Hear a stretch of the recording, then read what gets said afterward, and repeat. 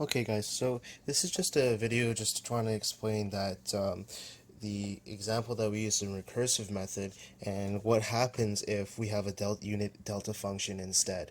Okay, so I'm going to just talk you through it because the last video I shot and I don't want to shoot it again. It was a little dark and I don't want to do it again. I'm lazy as hell. So anyway, so this is y of n so the example y of n equals to b naught x of n plus b1 x of n minus 1 plus b2 x of n minus 2. Okay, all initial conditions are set to 0, and the impulse is the input is actually an impulse function. X of n is equal to the delta of n, which is the unit impulse function. So what is y of n? Okay, so a really important note that we have to make is that a delta of 0 is equal to 1. Only there is equal to 1. So the general equation for delta of n is 1 when n equals to 0 and 0 otherwise. Okay, so the first thing we do is we're going to do n equals to 0, and we're going to plug that into the equation. So y of 0 equals to b naught delta of 0 plus b1 delta of 0 minus 1 plus b2 delta of 0 minus 2. Okay, good. So what happens here? So this one's going to be delta of -1, delta of -2. So it's 0 any otherwise, right? So this one gets canceled, this one gets canceled, and you're only left with b naught because this is the only one that has 1.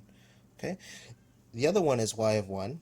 Putting that in the equation, this becomes b naught times delta of 1 plus b1 times delta of 0 plus b2 times delta of -1. So this one becomes 0 and this one becomes 0.